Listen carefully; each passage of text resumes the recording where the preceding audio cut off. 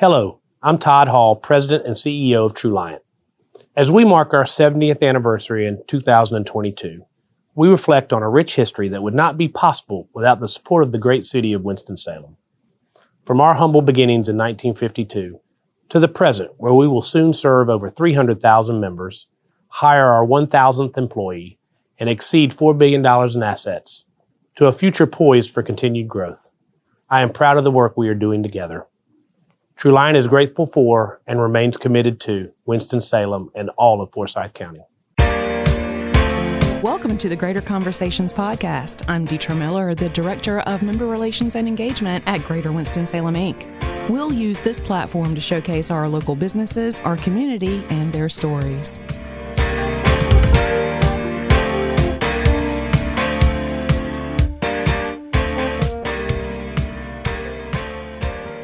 Hi, everyone. Welcome back to the show. I am super excited to have in the studio with me Mr. Jeff Davids, a financial advisor with Edward Jones here in Winston-Salem. Hi, Jeff. How are you? Hi, Deetra. Thank you so much for having me. It's an honor and a pleasure to be here with you this morning. Oh, thank you so much. Actually, it's my honor. I was sharing earlier, whenever I started with Greater Winston-Salem, one of the first people I was told I needed to meet was Jeff Davids, because of how amazing you are, not just in what you do as a financial advisor, but who you are in the community and how you connect with people and just lift people up and all the things that you're involved in. So for everyone listening, I want them to get to know you. So let's just start with a quick intro. Who is Jeff Davids and what do you do? Yeah, thanks. Well, I've been affectionately known as your friendly neighborhood financial advisor at Edward Jones, in my networking circle. And yeah, he has. I basically tell them, hey, I give people worry-free investing, but it's so much more than that. I'm really passionate about building a relationship with the people I work with first and foremost. And to kind of give you the story of, the why I got into this, I tell you, I grew up with a single mom, and she worked 3 jobs in retail, so she struggled to get by. My sister was 11 years older than I, so it was basically like an only child. And she struggled. And to this day, she's turning 74 next week, and she lives off of a single Social Security check each and every month of about $1,100. And I just saw that, and it just devastates me. So if there's any way that I can help somebody not go through what she's going through now, then I feel like I've had some purpose. Wow. And no, it doesn't matter how much somebody has. I don't care about the commas and zeros in their account. It is about just helping them get better at being better, moving the needle, making some progress. Whether that's a little or a lot, that's what makes my heart go wild when I can help somebody make some progress in their life. I love that. I love that. And I love the fact that you mentioned it doesn't matter how many zeros or how many commas are in front of them or in their account. You want to help them make progress. And there's a lot of people that may be listening that think, I don't have enough zeros and commas to get started, or I'm just got my first part-time job if it's a young person, or maybe it's someone that is middle-aged, maybe they got started late and they're thinking there's no way I'm going to have enough for retirement. And I think one of the things that I read in your bio is that you not only look at those folks, but you have a background in retail and you started helping your employees that were under you look at what they were able to do. So for the folks that are listening that may not think they've got enough zeros and commas, talk about one of those stories or how you help those folks. Sure. I think everybody knows in retail, it's not a glamorous paying job, but people make ends meet.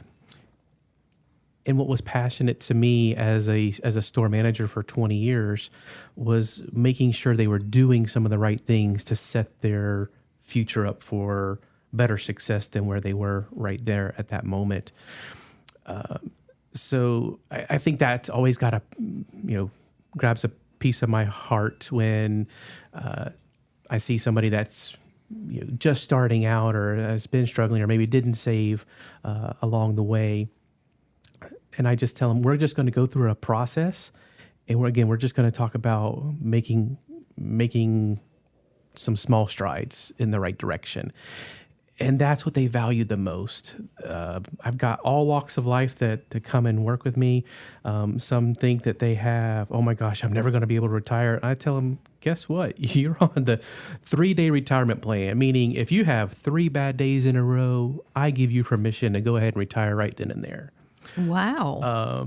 And then there's others that, especially the young people, those are the ones that I really love because I get to teach and educate them along the way.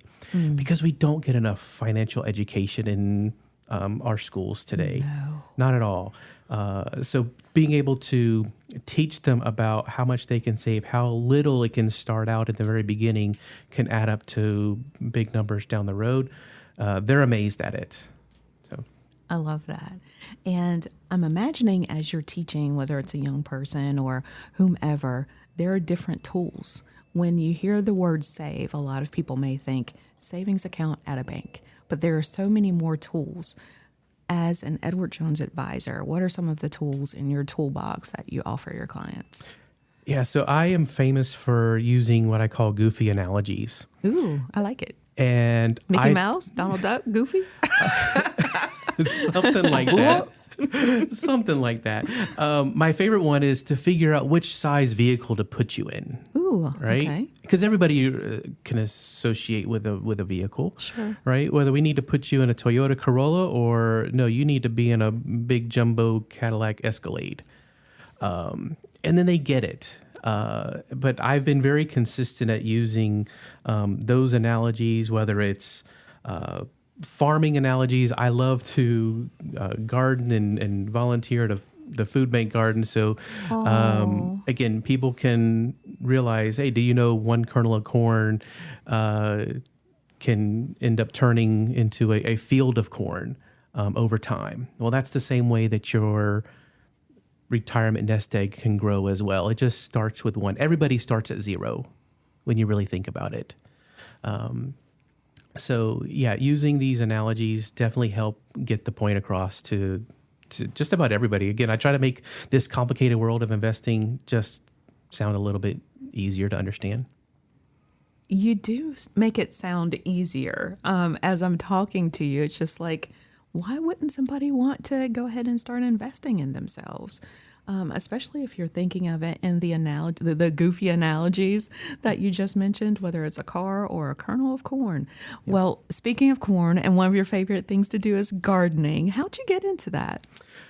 Well, being in retail for 20 years, I had no idea how to network. And some mentors of mine said, you need to get into the community. You need to just get involved. Just do something and just show up. And I said, well, gee, I've always enjoyed gardening. Where can I volunteer? And I'll be helping somebody while doing something that I really enjoy doing.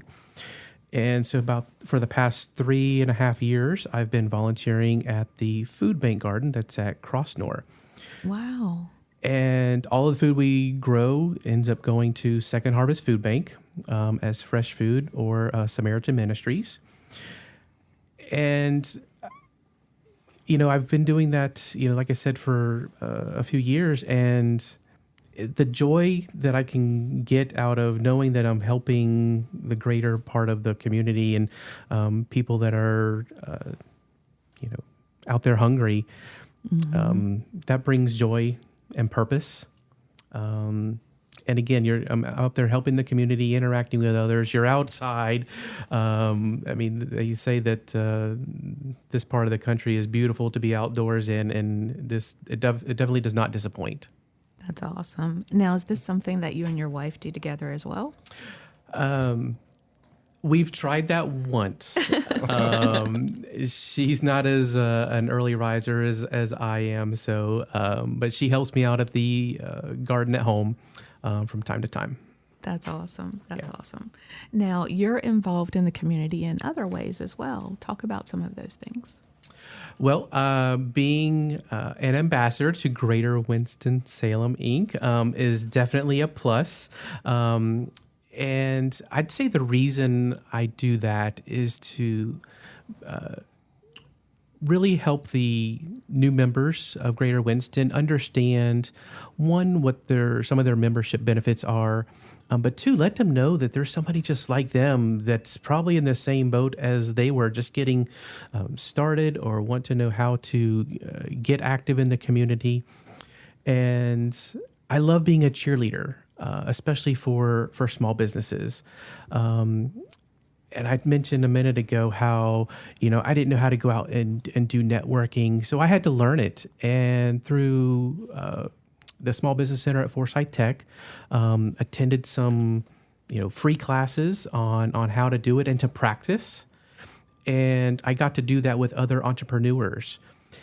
And something inside of me said, wow, I want to be a cheerleader for these small businesses.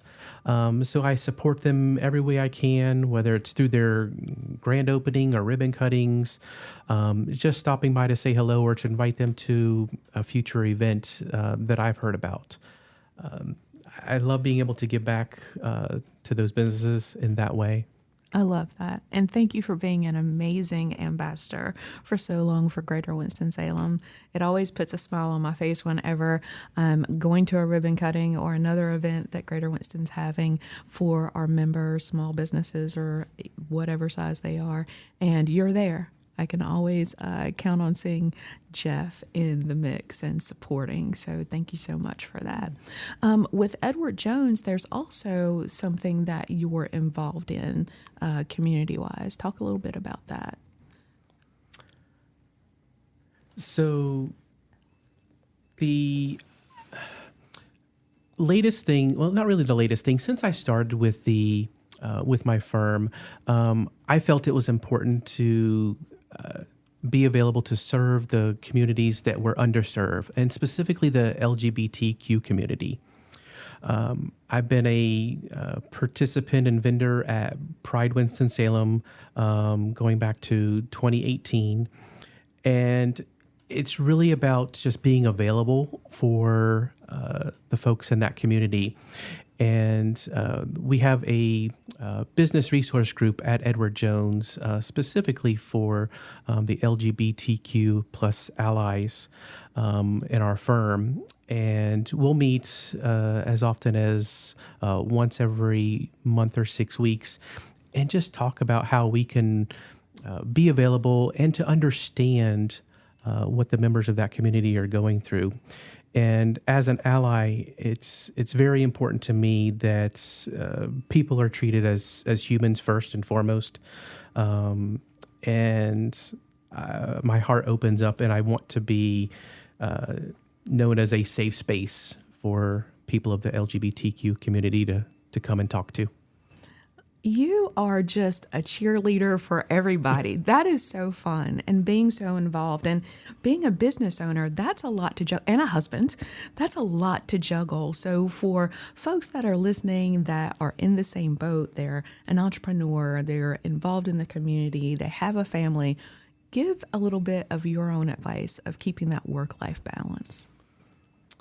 Yeah, that was not happening with my retail years with work-life balance, and one of the reasons that it made it easy to shift.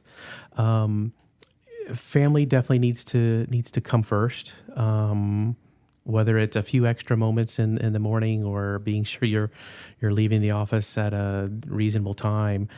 And then having an understanding that sometimes that may need to be adjusted. But, making the time to do what's important to you.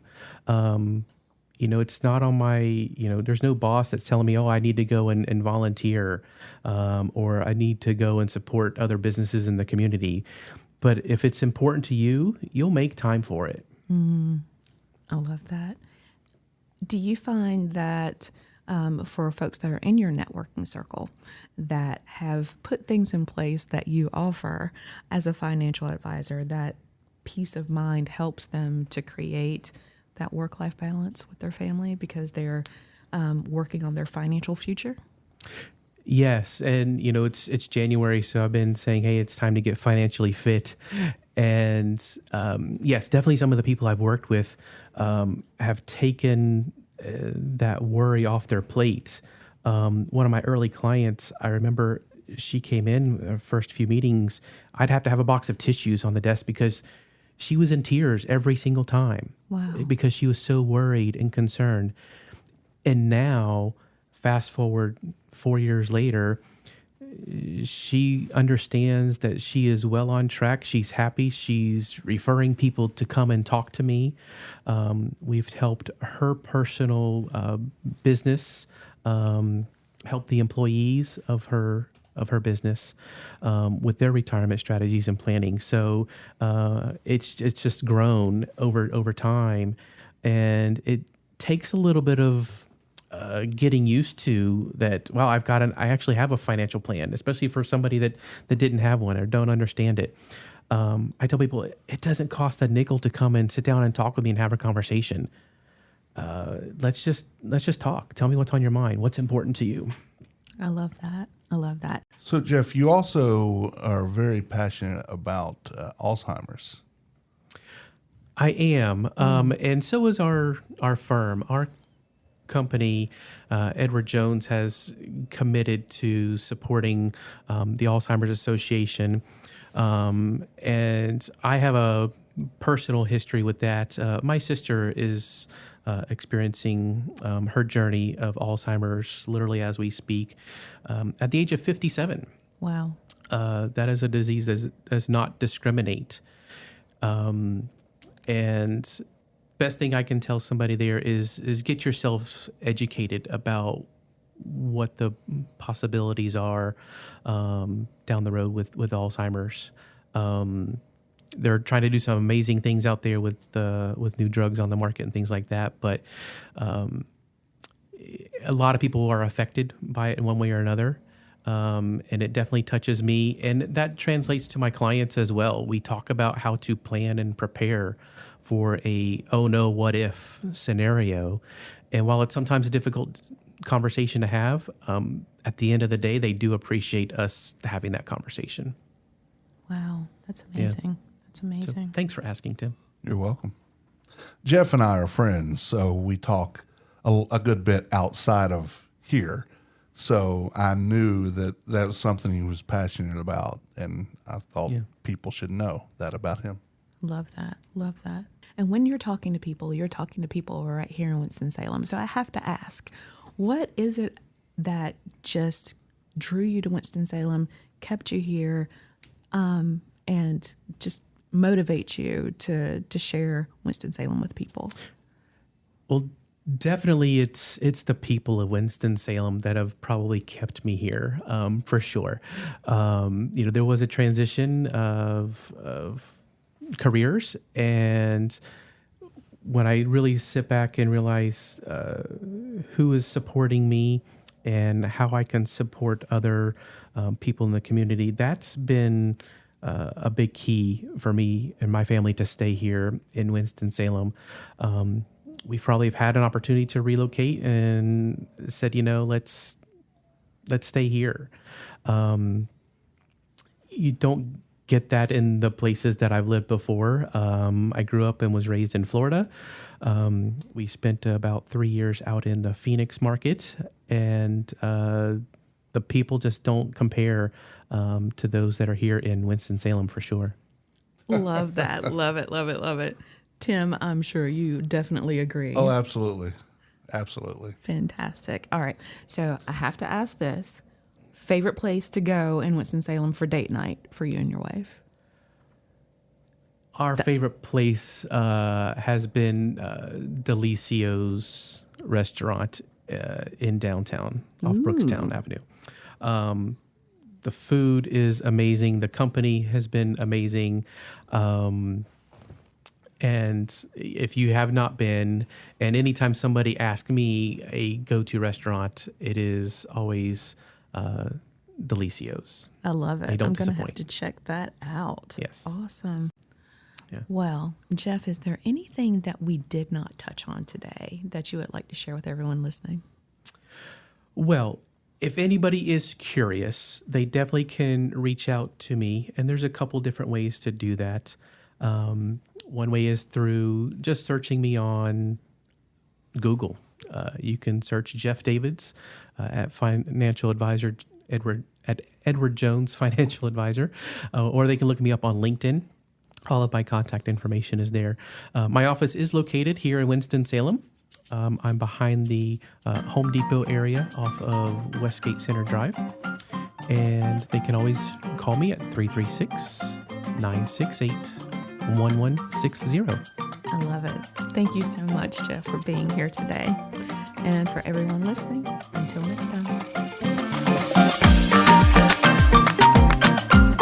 We know you enjoyed this podcast today, so join us for the next episode of Greater Conversations. By the way, you can follow us on social media. We're on Facebook, Instagram, Twitter, and LinkedIn. Be sure to smash that subscribe button. Also, be sure to visit our website at winstonsalem.com. The views and opinions stated in this podcast are solely those of the contributors and not necessarily those of our sponsors, distributors, or hosting companies. This podcast is copyrighted and cannot be reproduced without expressed written consent of Greater Winston-Salem, Inc. or your toast.